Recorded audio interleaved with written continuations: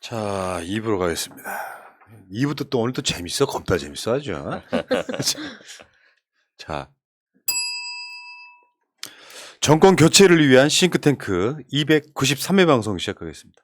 지금 제 앞에 두 분 나와 계십니다. 자, 볼메 그린님. 안녕하세요. 볼메 그린입니다. 보면 볼수록 매력 있어요. 감사합니다. 그래서 볼메죠. 그래서 그렇게 이름을 지은 것 같아. 그러니까 결국은 그렇게 보이는 거야. 사실은 세뇌 효과죠. 세뇌 효과. 암시 효과. 볼수록 매력 있어요. 네. 어서 오시고요. 이제 네. 정책통이 되고 있어요. 그걸 바탕으로 네. 지금 자기 지역에 대의원 도전한다. 아, 나 정책통이야. 그렇습니다. 자, 그리고 그 옆에는 복지국가 소사이어티 이상구 운영위원장님 나오고 계십니다. 예, 반갑습니다. 이상구입니다. 사실 윤석열하고 이상구 위원장하고 서로 이렇게 정책으로 이렇게 토론하면 재밌을 것 같아요. 그럴 기회가 없겠죠. 예. 뭐 머리는 빌릴 수 있는 거니까. 아마 이분은 머리를 빌린다는 게 헤어를 빌리는 거로 생각하시는 게 아닌가 싶어요. 근데 진짜 위원장님하고 제가 거의 300회 가깝게 방송하고 있잖아요. 예. 매주 하나씩. 그러게요. 그래서 내 눈높이가 높아진 거예요. 예. 그러니까 윤석열이 하는 그 모든 것이 너무 수준이 낮다고 느끼는 거예요. 예. 우리 방송을 오랜 시간 동안 봐왔던 분들은 저건 뭐지? 문제점을 바로 파악할 수 있는 거예요. 예. 그게 복지국가 소사이어티가 여러분께 준 선물입니다. 높아진 눈. 복지국가 소사이어티를 후원해 주십시오. 여러분 복지국가 소사이어티를 후원해 주시기 바라겠습니다. 02327-2354 02327-2354 한 달에 10,000원씩만 이 전화를 해주시면은 한 달에 10,000원씩만 후원을 해주시면 우리가 정권을 찾아왔을 때 제가 늘상 말씀드립니다. 대통령을 직접 뽑는 게 목적일 수는 없는 거예요. 어떤 사람을 뽑아서 우리의 삶의 질을 향상시키느냐의 목표라고 생각하고 지구상에 존재하는 나라 중에 북유럽에 존재하는 핀란드, 스웨덴 정도의 국가가 아마 목표가 아닐까 이런 생각을 해봅니다. 네.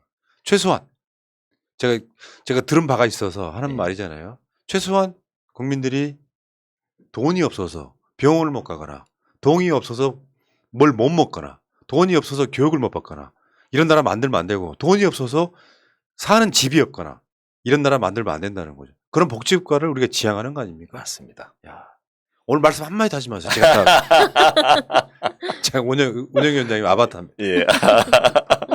이제 충분히 저 아바타 역할을 하고도 남으실 것 같습니다. 네, 그러니까요. 교육의 효과죠, 이게 이제. 예. 네. 자, 이 두 분과 함께 출발합니다. 그렇지 않아도 제가 이 아젠다를 얼마 전 방송에서 몇 번 이야기를 했어요. 예. 국가재정전략회의. 2022년 윤석열 정부 국가재정전략회의. 이거 굉장히 중요했었거든요. 예. 왜 중요했나요?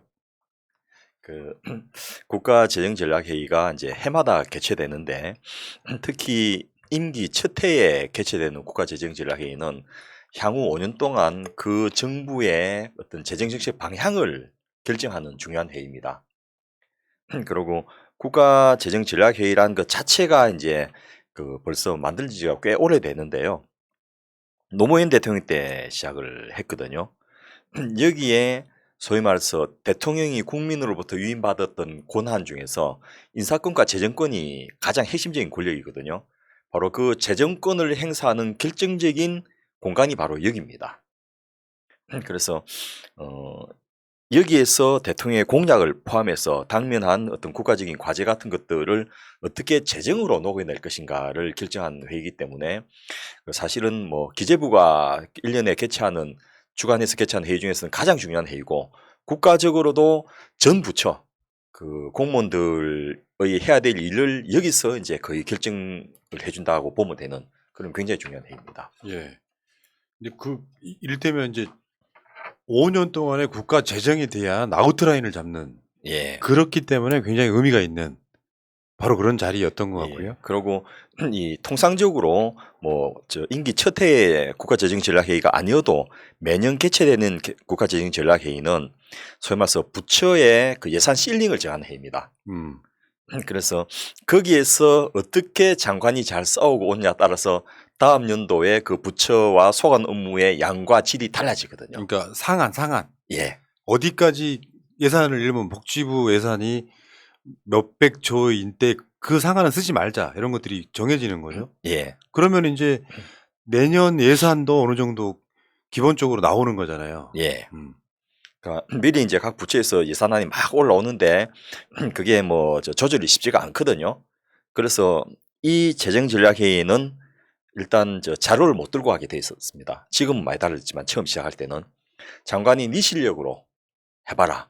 그래서 메모지는 들고 갈 수 있는데 자료 없이 그냥 말로써 자기 의지를 표현하고 상대편을 설득해야 되는데 여기에는 그 대통령과 각 부처의 장관 또 청와대의 수석급 이상의 그 참모들뿐만 아니고 당에서도 참석합니다. 집권당에서 이 정책위 의장이나 원내대표, 당대표 이런 분들 참석해갖고 소위 말해서 그 대통령은 그 당의 어떤 주자로서 이 당선이 되게 선거를 치르고 당선이 되지 않습니까?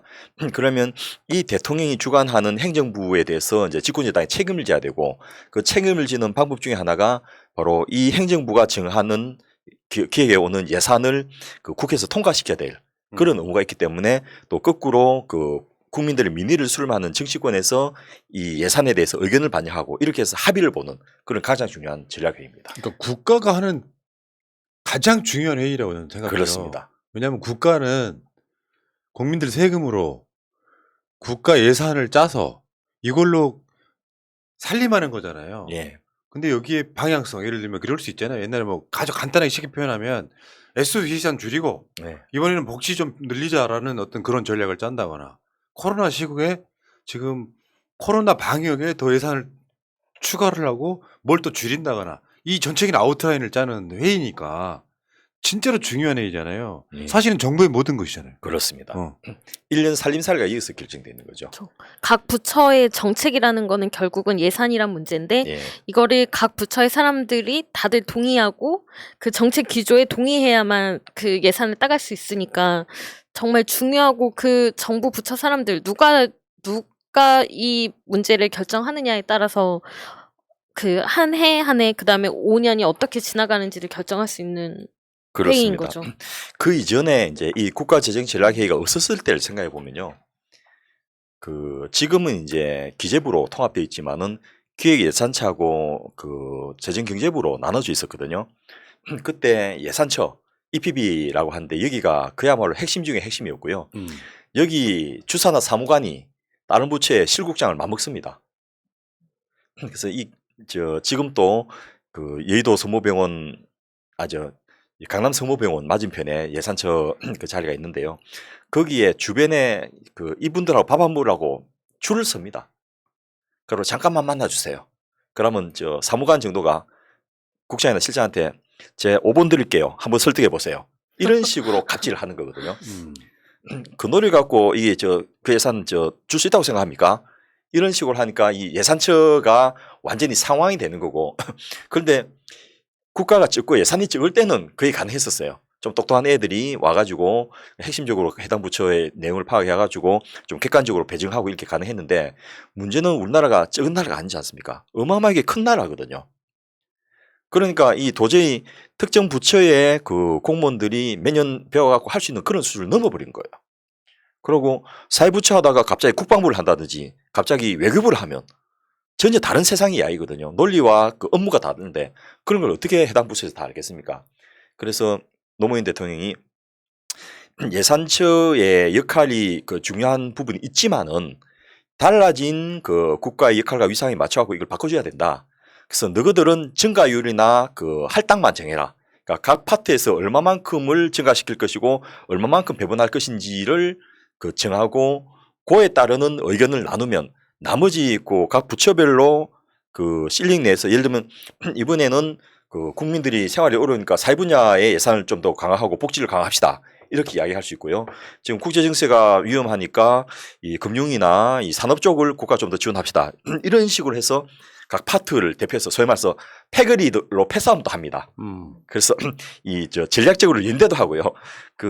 산자부 장관하고 이 노동부 장관이 서로 막 들어오기 전에 단합해서 들어오기도 하고 하여튼 굉장히 재미나게 벌어지는데 어쨌든 그런 과정 속에서 그 각 부처의 합의를 찾아가는 것이고 국가가 선택할 수 있는 최적화된 예산 배분을 이제 찾아가는 것이 바로 국가 재정 전략인데 문제는 이게 윤석열 정부 오고 나서는 유명무실화 돼 버리고 쇼가 돼 버렸어요. 이게 그런 거거든요. 이제 대통령제 배일 수도 있는데 예. 시스템 만들어 놔요. 그 시스템 만든 사람들이 시스템을 잘 지키면 문제가 안 돼요. 네. 근데 대통령이 지금 뭐 북풍머리도 그렇고 대통령이 한마디를 해. 그럼 모든 부처 통일부, 뭐 외교부, 국방부가 다 전 정권에 있던 일을 뒤집어. 마찬가지인 거예요. 기재부도 그런 네. 형태로 가버리기 때문에 대통령제의 폐해는 저는 이런 거라고 생각해요. 입장이 완전히 바뀌는 거. 그러면 국가 시스템이 안정이 안 되고 개판으로 가는 거예요. 집권한 사람에 따라서 정반대로 가면 그게 정상적인 시스템이라고 볼 수 없는 거잖아요. 그렇습니다. 그리고 우리나라가 뭐 저 정부 전체도 커졌지만은 각 부처의 업무도 어마어마하게 커졌지 않습니까? 예를 들면 중앙부처의 국장 정도 되면요. 1년에 본인이 소관하는 예산이 1조 정도 됩니다. 근데 그거를 알기 위해서 그야말로 행정고시 쳐가지고 똑똑한 사람들이 그 여러 부처를 다니면서 그 분야에서 한 20년 이상의 전문성을 좀 갖추게 되거든요. 이 업무도 하고 저 업무도 하고 하면서 그렇게 해서 그 업무만 한 사람은 자기는 그게 제일 중요한 줄 알아요. 그러면 각각을 놓고서 그 또 얼마나 뭐가 더 중요한지 어느 것에 우선순위를 둘 것인지 다투게 되고 그런 속에서 이제 합리적인 이 방향을 찾아가는 건데 이 대통령이 혼자서 모든 것을 알 수 없을 뿐 아니라 대통령 중심제에서 이 예산은 제출권은 편성권과 제출권은 이 행정부에 있거든요. 국회는 심의권밖에 없지 않습니까? 그리고 국회에 들어온 예산은 1% 이내에서 조정될 뿐입니다. 그래서 이 행정부에서 예산 그 어떤 제출이 굉장히 중요한데 그때 가장 최적의 어떤 포트폴리오를 찾는 것이 그리고 증가율을 정하는 것이 이게 중요하고 그때 각 부처 장관들의 전문성이나 경험 또 철학, 사상 이런 것들이 반영되어서 그야말로 정치적인 내용이 정책으로 구차되는 그런 장이 국가재정전략회의입니다. 자, 우리나라가 아까 우리나라 큰 나라라 그랬잖아요. 예, 이게 3050 클럽이죠. 예, 그러니까 1인당 국민소득 3만 달러 이상 그리고 인구 5천만 이상의 나라가 전 세계 몇 개 안 돼요. 예, 아마 그런 정도 규모에서 우리나라가 한 8개인가 정도로 알고 있거든요. 예, 그런 나라가 총 8개밖에 없어요. 그러니까 엄청난 나라인데 굉장히 단순한 머리 가진 사람들이 정권을 잡으면 이 개판되는 거고요. 그러니까 굉장히 많은 분야들 중에서 원전 문제만 해도 그렇잖아요. 원전에 집중하고 재생에너지를 줄이는 정책으로 가는데 이것도 예산이 돈이잖아요. 예. 그러면 이거를 한 5년 동안 해버리면 한쪽의 시스템이 또 무너지기 시작하는 거예요. 이런 전략을 짠다는 것은 정말로 어마어마하게 큰 그림을 그리는데 스케치하듯이 밑그림 짜는 거거든요. 밑그림을 짜놓으면 거기다가 그림을 그리게 되잖아요. 예. 이거 굉장히 중요한 부분이었다. 근데 지금 보니까 그 장관들이 자료를 못 들고 들어가고 예. 실제로 다 알아야 설명할 수 있는 거잖아요. 그럼요. 그래서 이 국가재정전략회의 일정이 잡히면 부처가 완전히 이제 그 비상 상황으로 접어들게 되는데요. 이때 장관의 능력과 학습 능력과 정치 능력이 결정이 나는 거죠. 그래서 우리 장관은 실세 장관이야. 또는 우리 장관은 그 대단히 똑똑해. 이러면 이제 좀 안심을 하고 이 뭔가 좀 비리비리하고 말도 잘 못하는 것 같으면 큰일 났다 우리 이제 내년 농사는 망치겠네 막 이런 생각을 하게 되는데요. 장관이야 뭐 1년이나 1년 반 만에 바뀌겠지만 부처는 계속해서 그 업무를 해야 되니까 뭐 예를 들면 10년을 준비하고 20년을 준비했던 사업들이 장관 말 한마디에 날아가기도 하고 살아나기도 하고 막 이렇게 됐거든요. 그래서 이 체계적인 학습을 시킵니다. 그리고 쪽집게 가해도 시킵니다. 그리고 전략도 브리핑을 해가지고 장관님 제가 저쪽에 이야기해 놨으니까 장관님 이렇게 말씀하시면 저쪽에서 이렇게 받아줄 겁니다. 이런 이야기도 하고요. 또 진짜 힘 있는 장관은 대통령하고 미리 이제 소위 말해서 쇼당을 칩니다. 제가 이렇게 악역을 할 테니까 대신 대통령께서는 요거는 챙겨주십시오. 막 이런 식으로도 하고 어쨌든 좀 바람직한 의미의 내부 정치가 벌어지게 되고 그런 과정이 이제 각 부처를 이해시키는 과정이기도 합니다. 예를 들면 국방부는 국방 예산이 제일 중요하거든요. 그래서 우리는 매년 8% 이상 증가를 해야 되겠어. 근데 국방 예산 8%를 증가하려면 뭔가 다른 부서에서 평균적으로 3% 증가할 때 국방 예산만 8% 증가하려면 한 서너 개 부처에서 각 1%씩 희생을 해야 됩니다. 그거를 그냥 한두 푼도 아니고 그 부처 예산 중에서 GDP 대비 1%라면 어마어마한 예산이거든요. 그리고 이 예산이 단순하게 돈만 있는 게 아니고 인력도 같이 포함됩니다. 왜냐하면 재산이 있어야지 인력을 더 쓸 거 아닙니까? 공무원 TO도 이게 그 종속이 되거든요. 물론 그 공무원 TO라는 게 한 번 더 또 그 행자부에서 관리하는 부분도 있습니다만은 이런 상황에서 장관을 어떻게 교육시키냐가 그 한 해 농사를 좌우하는 거죠. 알겠습니다. 근데 윤석열 정부의 첫 국가재정전략회의가 있었어요, 얼마 전에. 근데 크게 뉴스로는 안 나옵디다만 이게 평상시 때와는 다른 모습으로 교체가 됐다고? 뭡니까 그게? 예. 이게 달라진 것을 가지는 의미를 체크해서 보도하는 기자가 제가 어쨌든 그 여러 매체들 검색을 했는데 일단 국가재정전략회의 보도 자체가 잘 안 돼 있고 그래서 무슨 일이 있었는지가 거의 중계가 안 돼 있고 그 근본적으로 더 큰 문제는 국가재정전략회의의 역할과 위상이 달라졌는데 이것에 대해서 아무도 보도를 안 하더라고요. 일단 이게 열렸다는 것 자체를 찾아보기가 너무 힘들더라고요. 그렇죠. 저도 오늘 이거 방송 준비하려고 막 찾아봤는데 기사 쓰는 데가 거의 없어요. 예. 지금까지 국가재정전략회의가 한 18번 개최됐는데요. 청와대에서 한 게 11번이고 또 중앙공무원 교육원이라고 이 과천에 있지 않습니까? 거기는 이제 숙박시설이 다 돼 있거든요. 거기서 한 게 6번이고 세종 컨벤션 센터에서 한 것도 한 번인데요. 이 장소들은 전부 독립적으로 모여서 회의하고 밥도 먹고 또 필요하면 잠도 잘 수 있는 그런 장소를 선택했습니다. 근데 그러고 보통 짧게는 1박 2일, 많게는 2박 3일도 했습니다. 그리고 한 판에 결정이 안 나면 2차, 3차도 했었습니다. 그런데 이번에는 충북대에서 개최를 했고 하루 만에 끝냈습니다. 회의하기 싫었던 거구만. 예. 머리 아픈 거 싫구만. 그러고 이 점심 때는 또 그쪽 지역의 학생들하고 MZ 세대와의 소통을 하면서 그쪽하고도 만났어요. 이게 무슨 말이냐면 뭐 학생들 만나고 한 게 나쁜 일은 아닌데 굳이 국가재정전략회의를 하는 중요한 회의 중에 나와가지고 애를 만날 이유가 없다는 거죠. 저 밥은 딴 때 먹어도 되잖아요. 그러니까요. 이런 MZ 세대의 소통 이런 거는 얼마든지 시간을 내서 할 수 있는 평상시에 거고. 하면 되는 거죠. 네, 아침에 출근할 때 기자들 만나지 말고 그냥 대학교 가서 대학생들 만나면 되잖아요. 그걸 왜 그러니까요. 여기서 합니까? 이 회의라는 것은 그 전 과정이 전부 스토리가 다 있는 건데요. 예를 들면 중간에 차 마실 때 어느 장관하고 내가 이야기를 해야지 또 어느 수석하고 이야기하고 요걸 좀 따내야지 이런 굉장히 치밀한 전략에 따라서 이 스태프진들이 장관 보좌진들이 구상을 합니다. 그리고 여기는 보좌진들 아무도 못 따라갑니다. 그 장관 혼자서 딱 들어가야 되거든요. 그리고 장관이 없이 차관이 가면 그 부처는 밀려버린 거예요. 자식 건방지게 차관이 와서 무슨 소리야? 그냥 니는 입 닫고 듣기나 해. 이렇게 돼버린 거거든요. 이런 상황에서 차 한 잔 마시는 거, 밥 한 그릇 먹는 거, 또 밥 먹을 때 대통령에서 몇 자리 건너앉는 거 이런 것들이 부처의 예산을 좌지우지하는 굉장히 중요한 요소가 되는데 정말 극도의 신경을 쓰면서 일거수일투족의 준비를 하면서 또 전 부처가 대기 상태입니다. 메모는 갖고 못 들어가지만은 물어볼 수 있잖아요. 그럼 문자 쫙 보내고 전화해가지고 야 이거 어떻게 됐어? 저쪽에서 무슨 말 하는데 그거 어떻게 된 거야?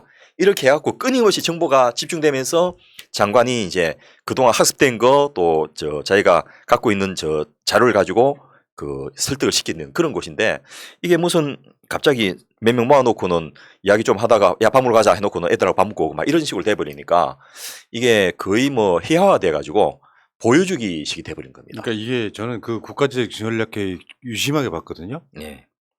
첫 번째는 두 가지만 기억에 남아요. 하나는 윤석열이 전 정권에서 예산을 너무 많이 썼다. 예. 재정 상태가 좀 안 좋아졌다. 이게 첫 번째 메시지고 두 번째 메시지는 국가재정전략회의에 SM에 이수만이 나왔다. 이 두 가지만 메시지가 있었던 거예요. 예. 실제로 그러면서 이제 더 나아가 저는 요식행위였다고 보는데 재정 건전성만 강조하는 거예요. 건전성이란 말 굉장히 나쁜 프레임인 거죠. 예, 그럼요. 돈 적게 쓰면 건전하다 이렇게 표현하는. 지금 그게 전체적인 세 가지밖에 이미지가 안 남는 거예요. 맞습니다. 그리고 이렇게 만든 것에는 기재부에 그 아주 고도의 치밀한 전략이 숨어 있다는 거죠.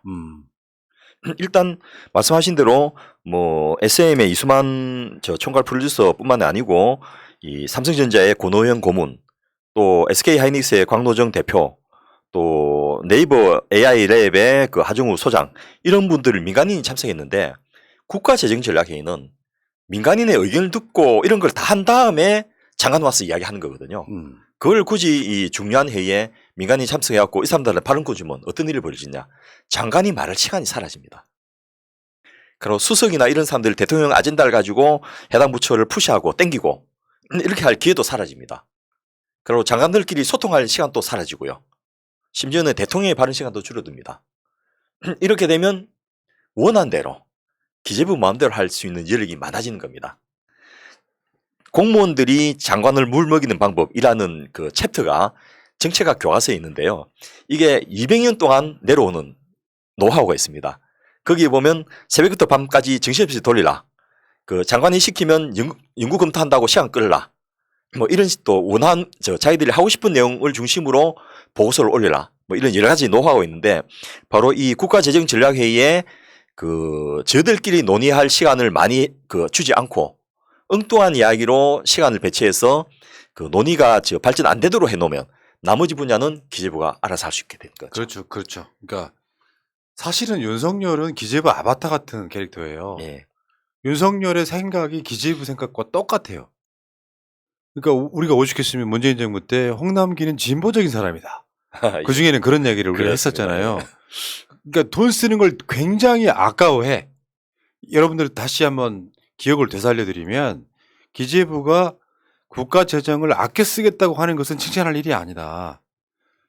아껴 쓰겠다는 뜻은 세금을 덜 걷겠다는 뜻이고 세금을 덜 걷겠다는 뜻은 부자들한테 세금을 덜 걷겠다는 뜻으로 연결이 되기 때문에 예. 국가는 형식적으로 진짜 없는 사람만 일부 지원하게 말겠다. 더 이상 간섭하지 않겠다. 나머지는 기업들이 돈 잘 벌게 만들어 주겠다. 요거란 말이에요, 요게. 근데 이 생각을 한치도 벗어나지 않고 윤석열은 마치 기재부가 교육시킨 사람처럼 그대로 행하고 있는 거죠.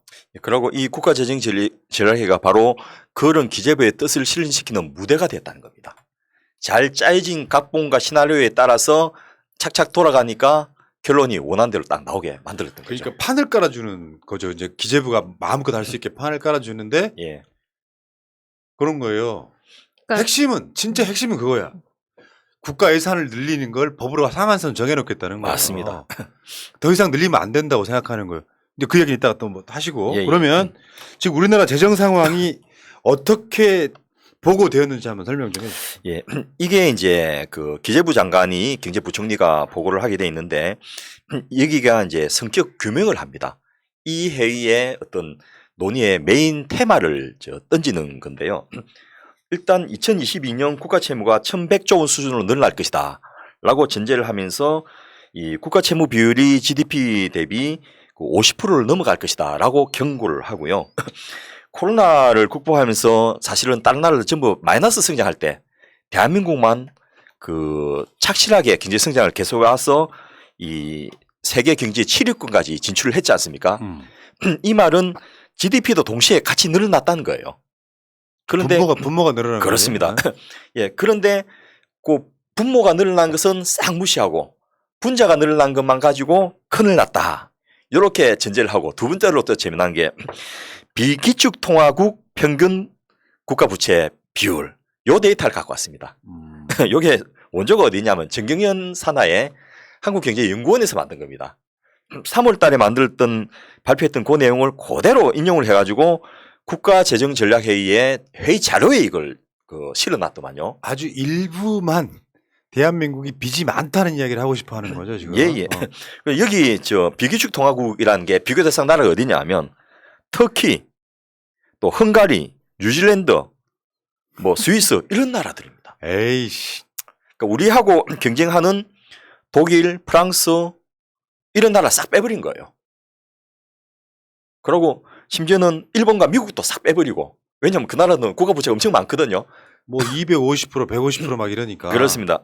그래서 우리나라는 발권 국가가 아니니까 비기축통화국의 평균에 비해서 지금 가까이 다가갔다.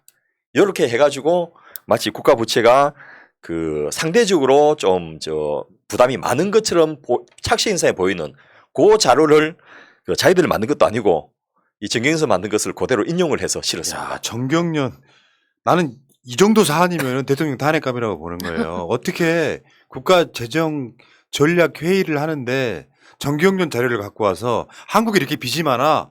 근데 자세히 보면 경쟁 대상의 국가들이 없어. 예. 미국도 없고 독일도 없고 일본도 없고.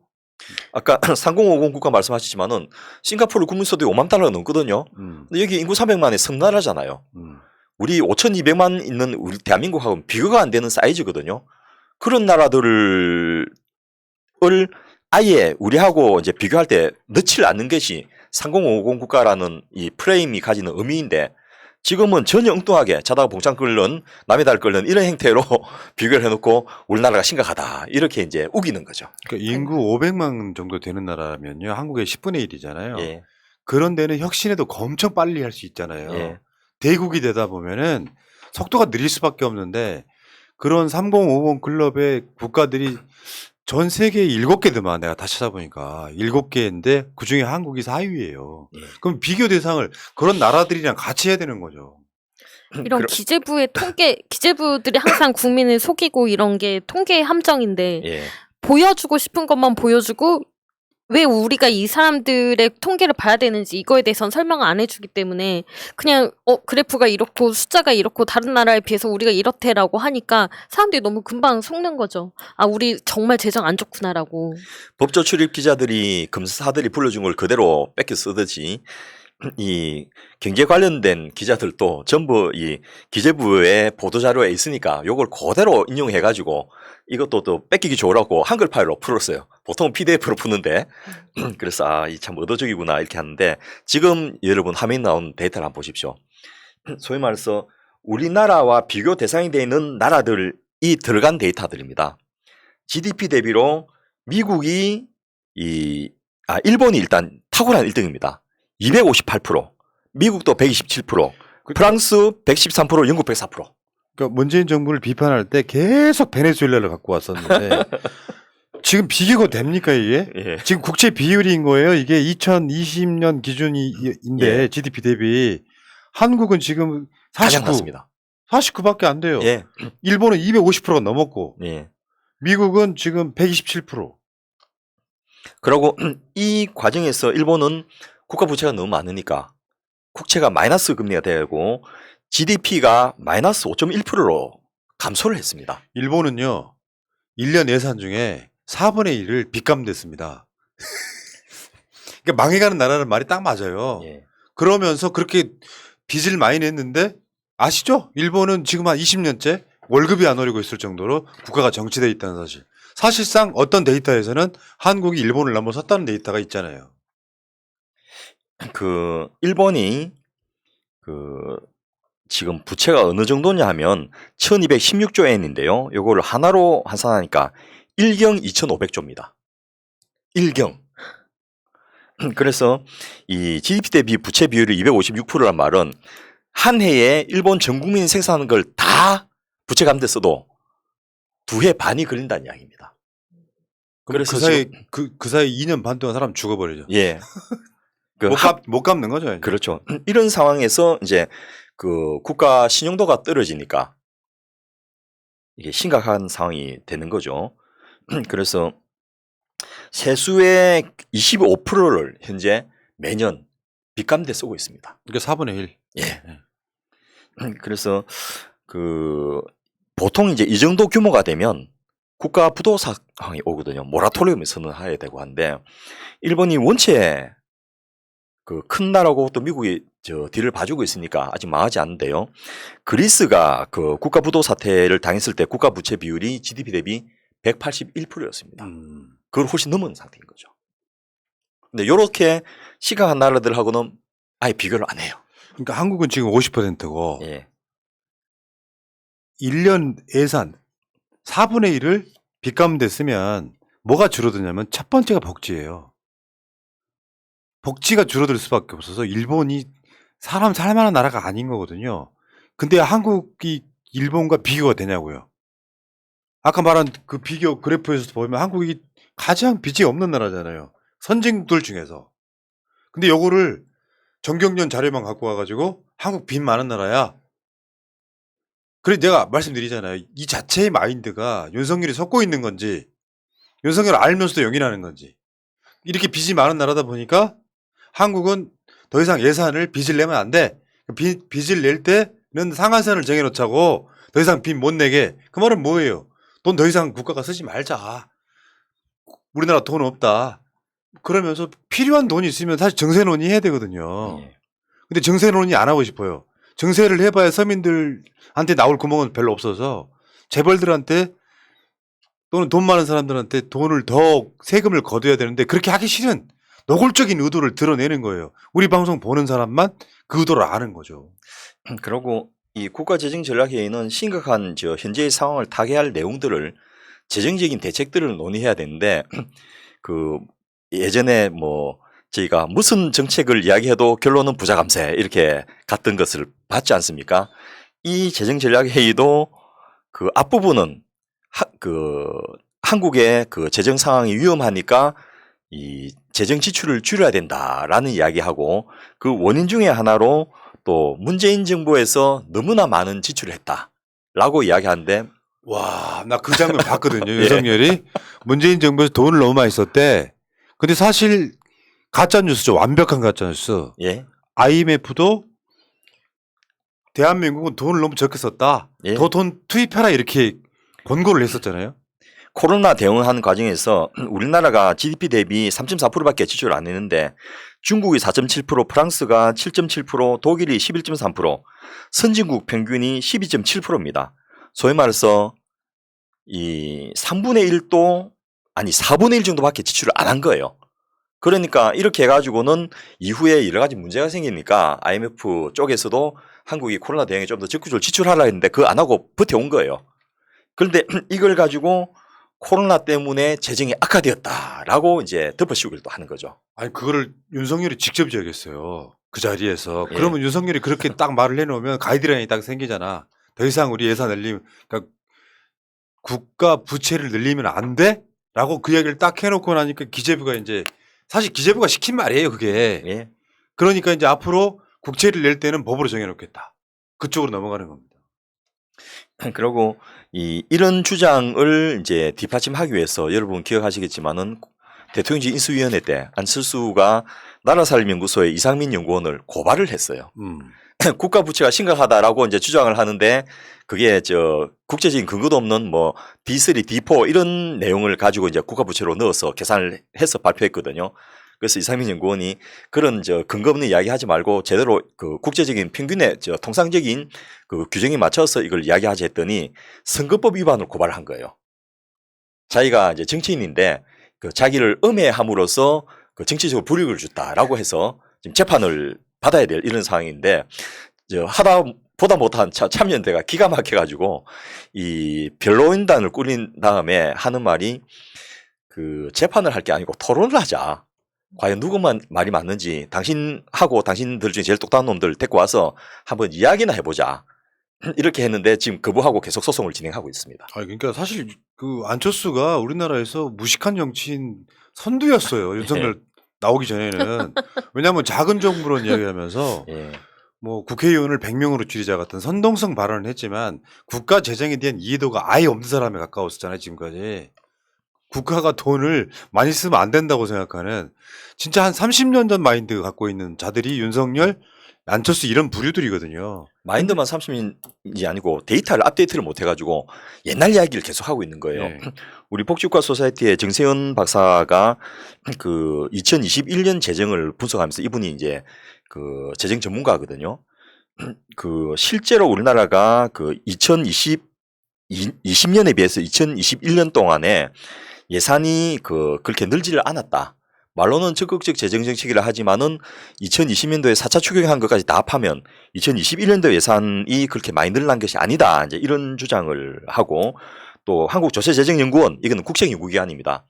여기에 김유찬 박사 같은 경우에는 우리나라가 코로나 때문에 추가 지출이 2.51%인데 그 중에서 이자 비용이 줄어든 거 한국이 재정이 건전해 갖고 이자 비용이 줄어든 게 1.1%가 있기 때문에 실제로 우리나라는 돈을 풀 수 있는 여력이 얼마든지 많이 있다.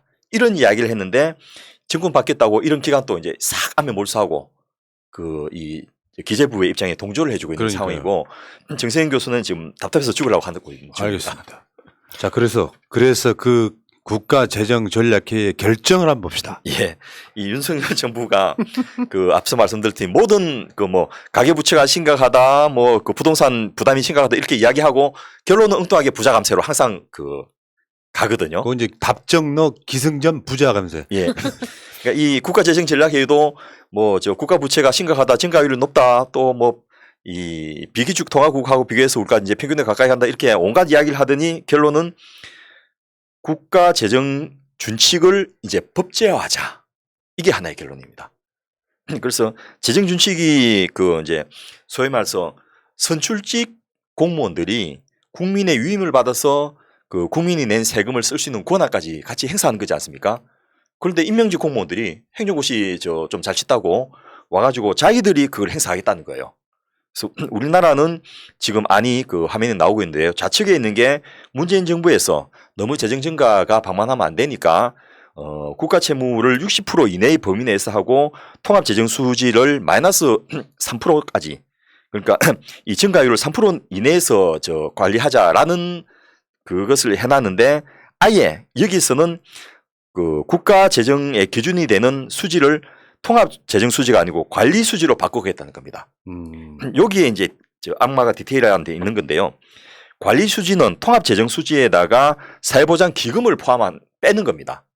소위 말해서 이 국민연금 같은 경우에는 금액은 쌓이지만은 또 지출 부담도 같이 늘어나지 않습니까? 그런데 금액이 분모가 늘어난 것은 빼고 요 지출 부담을 부채를 잡아갖고 이걸 빼자는 거예요. 그러면 정부가 쓸 수 있는 재정 인력이 더 줄어들거든요. 이렇게 해갖고 이 국가 재정 수지의 관리 지표가 이제는 통합 재정 수지가 아니고 관리 재정 수지로 바뀌었다는 게 하나고 두 번째로 요것도 채무가 이제 60%를 초과할 경우에는 현재 3% 정도까지만 늘어날 수 있도록 한 것을 더 줄일 수 있도록 만드는 이런 것이 이제 기준이 바뀌었다는 게 하나고 두 번째로 이것을 법제화하자는 겁니다. 그래서 의결을 해버렸어요. 이것도 사실은 시행령 아니에요? 큰 그렇죠. 의미에서 보면. 예. 그리고 이게 법사항이 아니니까 소위 말해서 국회에서 필요하면 예산을 더 늘릴 수도 있고 한 건데 이 저거들이 쪽수도 얼마 안 되면서 법제하겠다고 선언을 해버린 거죠. 그냥 윤석열은요, 그냥 기재부의 아바타예요. 예. 그래 자기가 딱 이런 느낌 아니야. 모두 발언할 때 문재인 정부가 코로나 때 돈 너무 많이 써버렸어라고 말을 하면 무슨 회의가 되겠어요? 앞으로 돈 아껴야지. 나 참. 그리고 이거 하려고 지금 법사위 위원장 잘 놓고 저렇게 싸움을 하고 있고요. 또 이런 내용을 혹시라도 제대로 보다는 기자가 있을까봐 방통위를 포함해서 과기방통위 위원장도 자기들 하겠다라고 이게 버티고 있는 거고. 그러니까 어르신들이 지금 우리 방송 이제 유튜브 많이 보시잖아요. 예. 그러면 그런 분들이 가짜 뉴스에 속아서 근데 이 국가재정전략회의는 윤석열이 아예 가짜 뉴스를 해버리더만 예. 진실과 다른 이야기잖아요. 그러면 한국만 IMF 등이 권고를 할 정도로 돈을 덜 썼는데 어떤 기준으로 한국이 IMF 때 재정을 많이 썼다 이 이야기를 할 수 있는 거냐고요. 예를 들면 그냥 아주 쉽게 표현하면 옛날에 못 살던 시절에는 빚을 함부로 내면 못 갚으니까 그 빚을 내면 파산하는 경우가 있었어요. 지금 어르신들이 못 살던 시절 이야기예요. 그러니까 그건 허리 저염하고 사는 거지. 근데 잘 사는 나라가 됐어. 집안으로 따지면 부자가 됐단 말이에요. 그러면 내가 항상 예를 들지 않습니까? 자녀가 대학을 들어갔어요. 근데 당장 다음 달이면 그 등록금이 나와 월급으로. 근데 뭐 하다 보니까 돈이 없어. 그럼 어떻게 해요? 은행에서 빌려야죠. 은행에서 빌리는 것 자체를 하지 말라는 거예요. 얘를 대학을 보내지 말라는 거예요. 그게 국가 재정을 바라보는 굉장히 중요한 포인트라고 생각해요, 나는. 지금 그거잖아요. 탈원전에만 돈을 더 투자를 해. 근데 재생에너지에는 돈을 투자를 안 해. 그러면 그게 나중에 시간이 쭉 지난 뒤에 5년, 10년 지나면은 한국은 경쟁력이 떨어질 수밖에 없거든요. 늘상 이런 식이에요. 보수 정권이 윤석열이 아니라 최소한 유승민 정도가 대통령이 됐다면 상당 부분 방향성이 달라졌을 거고 이거는 거의 불행의 시작이에요. 이제 재앙의 시작. 예, 그리고 또 이 와중에 또 재미난 일이 하나 벌어졌는데요. 기재부가 그야말로 소음풀이를 이 한판에 모두 다 하려고 하는 것 같아요. 모든 수건 사업을 한꺼번에 털어버리는 그런 기회를 썼는데 여기에서 초중등 교육 예산을 빼가지고 사립대학이 지원하는 안을 또 통과시켰습니다. 그러니까 이게 정말 이해가 안 가는데 기초교육이 부족하다면서 어떻게 초중등 교육 예산을 빼서 대학에 투자합니까?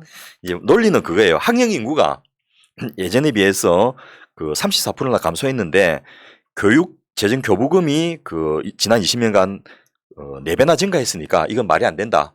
인원 숫자가 줄어든 만큼 이 재정 교부금도 낮춰라라는 거예요. 왜 그렇게 돼 있느냐?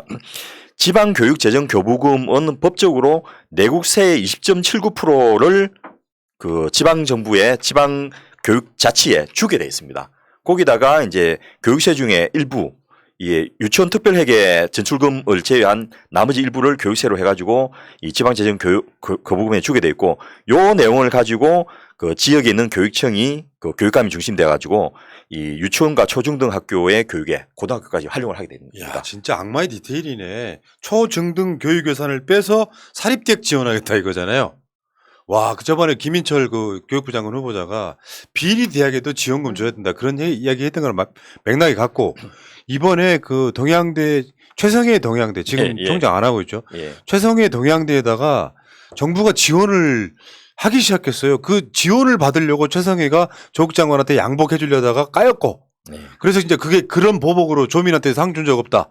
뭐 이런 식으로 야, 얘네들 근데 이건 보도에도 안 나왔어, 지금. 예. 그 이제 물론 우리나라가 고등교육에 예산 투자를 너무 적게 한 건 사실입니다. 그런데 그 부분을 예산을 늘려야 되는 것이지 초중등 교육의 예산을 깎아야 되는 것은 아니거든요. 그런데 여러분 아시다시피 이 초중고등학교 교장 선생님들이 우리나라 보수의 마지막 그 최후의 보루시거든요. 평생을 보수에 물들어서 사신 분이고 이 대한민국은 그 국방부 군인이 지킨 것이 아니고 우리 교장과 교감들을 지킨다 이렇게 자부심을 갖고 계신 분인데 이분들이 이제 제대로 윤석열 대통령한테 배신을 당하신 거죠. 아이고. 그렇죠. 당장 그 쓸 수 있는 교장의 그 재량을 쓸 수 있는 돈들이 몇천만씩 줄어들게 됐습니다. 아이고. 그래서 초중등 교장 협의회가 그 얼마 전에 개최됐는데 이 그 회의가 그 전에 개최돼 가지고 이분들은 이제 드디어 세상이 제대로 돌아간다고 굉장히 좋아하셨는데 이 결정을 듣고서는 이제 뒤통수를 맞았다 하면서 배신감에 그 몸부림치고 있는 그런 상황입니다. 손가락 자르실 분들 많이 나오네요. 예. 그래서 참 이 물론 이제 그 사립 대학들 특히 이제 이 사립 대학들 대부분 이제 여러 가지 그 기득권층하고 인계가 많이 있다 보니까 이분들이 내미는 청구서에 보답을 해야 되는 건 맞는데 그 그냥 그 증세를 못 하고 말씀하신 대로 또 다른 데서 뺄 데가 없으니까 애들 거 뺏어 가지고 대학에 주자. 예. 이런 식으로 결정했다는 게 참 알겠습니다. 난감하죠. 이건 넘어갈게요, 이제. 예. 뒤에 할 일이 많아, 지금. 맞습니다. 예. 다음에 청년들을 위한 금융 지원 정책. 이것도 지금 계속해서 연일 두드려 맞고 있는 거지 않습니까? 음. 그래서 이 금융안정 이 국가재정전략회의의 후속 조치로 이 한국은행이 그 금융안정 보고서 같은 것들을 발표했는데 여기에서 국내 총생산 대비 민간 신용 소위 말해서 가계 부채하고 기업 부채를 합친 겁니다. 이게 219.4%라고 발표를 했는데요. 요렇게 이제 이 민간 부채가 늘어난 가장 큰 이유는 정부가 돈을 안 써가지고 그렇죠. 국가 부채는 저 50% 이내로 억제한 대신에 민간 부채, 기업 부채와 가계 부채가 그 GDP 대비 그 220% 가까이 늘어난 거예요. 어마어마하죠. 국가 부채는 50%인데 예. 요 민간 부채는 219, 220%. 그래서 와. 이 여기에 이제 금리가 오르기 시작하니까 당장 그 신용 한계층에 있는 분들이 150만 원, 200만 원 이렇게 해가지고 이제 신용 불량자가 되기 시작하신 거예요. 그리고 그 자영업자들이 이제 망하면서 실업자가 엄청나게 늘어나게 되는 이런 상황인데 국가재정전략회의에서 여기다가 아무런 대응책 발표를 안 하고 있다가 최근에 이제 청년부채 탕감책을 68조 원을 발표를 했어요. 근데 이게 뭐 생으로 68조 원 주는 게 아니고 그 실제 2조 원을 투입해가지고 그 부채에 대한 이자를 지원하는 적재 자금으로 68조 원을 그 탕감해주는 걸 하겠다라고 발표를 한 거예요. 그리고 이 청년 부채도 일단 망한 청년, 그리고 지금 영업을 안 하고 있는 청년, 뭐 이런 자영업 청년 이렇게 해가지고 성실하게 돈 벌고 빚 갚고 있는 청년들이 이제 화가 나버린 거예요. 요거 논란이 엄청나게 많더라고요. 그렇습니다. 그리고 이 또 하나가 이 재미난 게 이 국가재정전략회의에서 그 정부 재정의 그 축소를 발표를 했지 않습니까? 예. 앞서 말씀드렸던 그 관리재정 수지 이런 거 도입하면서 그러니까 우리 노량진에 지금 저 공무원, 공기업, 공사 이럴 때 들어가려고 재수하는 삼수 사수하는 분들이 60만 명이 넘는데요. 이분들이 들어갈 자리가 확 줄어버린 겁니다.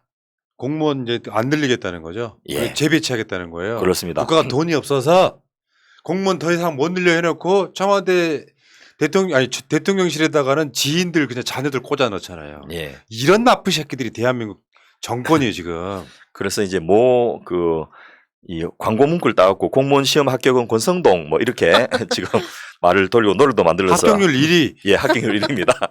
아니 이게 말이 되냐고. 그 저 2030 2대 남들 뭐 있잖아요. 이직 남들. 제대로 예. 뒤통수 맞은 거죠. 요건 말도 안 되는 거고. 공무원 숫자는 우리가 문재인 정부 때는 어땠어요?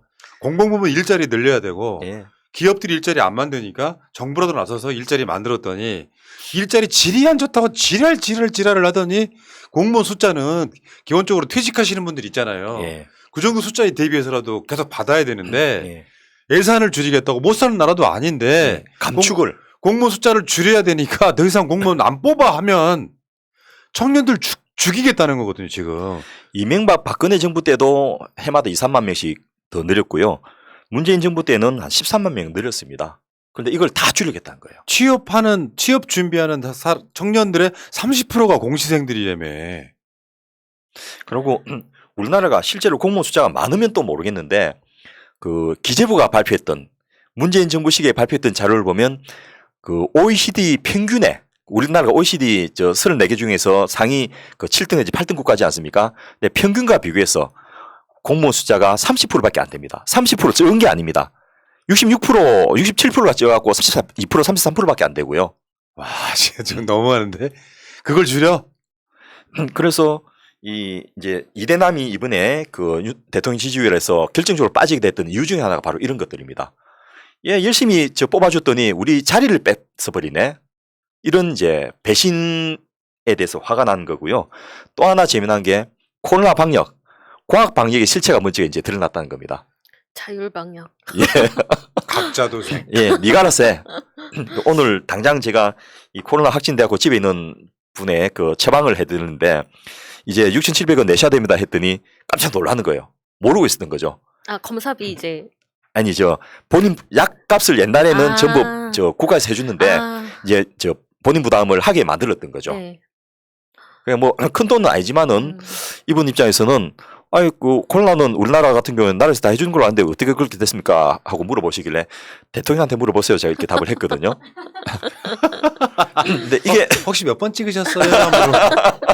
이 젊은 분이셨는데 그래서 좀 뭐 그분이 꼭 찍었다는 보장은 없지만은 그 이게 단순하게 그 국민 부담이 약간 늘어났다는 것도 있지만은 이것뿐만 아니고 이 소득과 관계없이 그 코로나로 격리를 하면 1인 가구는 10만 원, 2인 가구는 15만 원씩 생활지원금을 그 격리 생활지원금을 줬는데 이걸 없애버렸거든요. 그러니까 코로나 확진됐다라고 신고하든지 또 이것 때문에 그 자가 격리를 하고 있으면 이득이 하나도 없는 거예요. 저 기업들도 이제 코로나 확진됐다고 해서 유급 휴가를 주는 게 아니라서 네. 차라리 검사 결과 속이고 별 증상이 없으면 나와서 그냥, 일해. 네, 출근해버리고. 예. 그래서 지금 그 코로나 재확산이 되면서 엄청나게 확진자가 늘어나고 있는데 이 늘어난 확진자는 매스킹, 그러니까 숨겨버리는 사람들을 포함 안 되기 때문에 실제 더 많이 늘어났고 엄청 많을 거예요 지금. 예. 더 그 놀라운 거는 불과 한 달 만에 과학 방역이라는 이름으로 격리 병상들 있지 않습니까? 그 음압 병상 해놓은 거 싹을 다 철거시켜 버린 거예요. 다시 만들려고 했다면 또. 예, 그리고 철거시켰던 이유는 거기 들어가면 이제 수가가 비싸니까 그 습관 아끼려고 철거하라고 공문 보내놓고는 갑자기 늘라니까 다시 만들라고 하니까 해당 병원들이 뭐 놀리나 하면서 이제 화가 나기도 하고 또 실제로 돈도 없고 실제로 그랬다면서요. 예. 그 공문이 내려오니까 모 병원장이 그랬대요. 씨발. 참네 그. 그래 아. 네 함 잘해봐 이렇게 돼버린 거예요. 아. 그러니까 이거는 완전 따로 노는 데다가 그러니까 기본적으로 윤석열이 사악한 것보다는 무능한 거예요. 모자라요 좀. 그러니까 온갖 관료들한테 휘둘릴 캐릭터인데 일단 기재부한테 휘둘리죠. 예. 검찰 본인이 할 수 있는 전문 분야는 검찰밖에 없잖아요. 나머지는 다 휘둘리고 있는 게 그냥 눈에 보이지 않습니까? 대통령이 그래서 각 분야의 디테일을 다 할 필요는 없지만 흐름, 개념, 큰 그림을 그릴 수 있는 자가 대통령이 돼야 된다는 거예요. 만약에 지금 이재명 대통령이었으면 어땠을까요? 이 임진왜란 와중에 이순신 장군이 승승장구하는 그 전쟁 중에 계속해서 군비를 늘려가지고 소금을 염전을 만들어서 물고기를 어획하고 그 물고기를 염장을 해서 식량을 만들고 또 그 힘든 난민들을 격려해가지고 군량미를 나눠주면서 농사를 짓게 하고 그렇게 모은 재산으로 그 배를 계속 군함을 만들으셨거든요. 그렇게 해서 삼도수군 통제사일 때 500척을 만들어 놓은 거예요.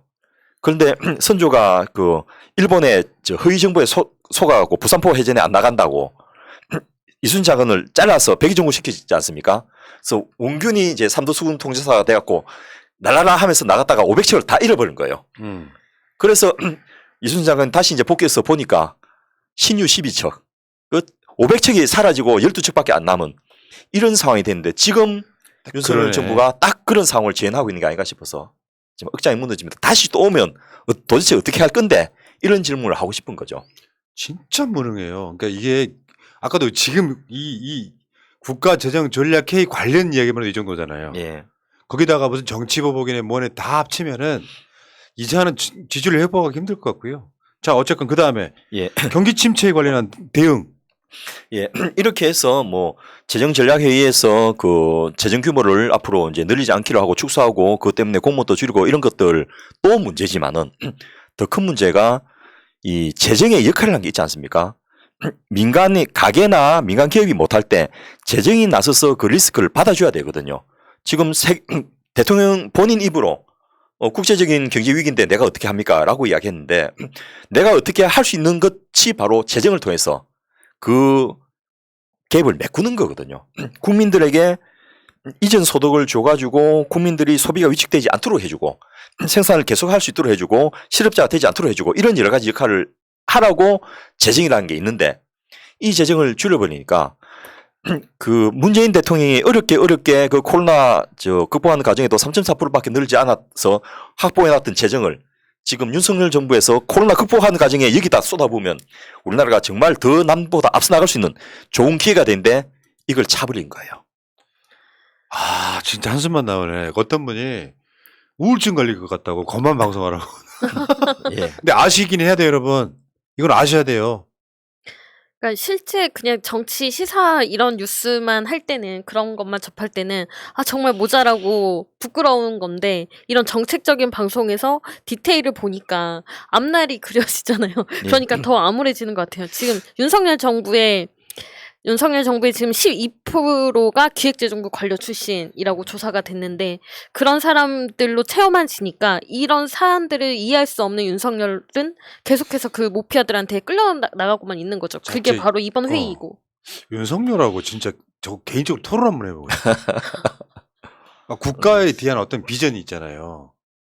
자기 집무실 이전하고 하는 데만 순수하게 이사 비용 등으로만 496억 원, 500억 원 안 넣으려고 엄청 용산 집무실 리모델링 하는 데만 152억 원. 예. 그리고 국방부까지 다 포함해가지고 결국에는 1조 한 1,000억 원 정도 예산이 들어가는. 그러니까 이 시국에 국민들을 위해 돈 쓰는 건 줄여. 그리고 나를 위해 돈 써. 이거예요. 그게 욕 먹는 거지. 아니, 제가 이 기사를 검색하다가 이 안호덕의 암중모색이라는 칼럼에서 아주 좋은 구절을 발견했는데요. 확장 재정이 낭비의 동의어가 아니듯이 긴축 재정이 나라 살림 전략이라는 고 단순하게 정의할 수 없다. 재정 건전성 강화는 돈줄을 째는 것보다는 세금을 더 제대로 거둬가지고 그 건전화시키는 게 우선이 돼야 된다. 나라 살림살이의 평가는 얼마를 절약하는가보다 얼마나 더 효율적으로 쓰이는가가 관건이다. 이런 구절이 있는데 딱 그야말로 윤석열 대통령에게 해드리고 싶은 이야기입니다. 그럼 윤석열이 이렇게 답하죠. 글쎄. 참네. 어쩌고니가 없네. 예, 그래서 지금은 이제 뭐 하도 이게 상황이 심각하니까 누가 4년 10개월 남은 게 아니고 4년 10개월 지나간 것 같아 이런 이야기를 하시던데요. 드디어 보수 언론들이 돌아서기 시작했습니다.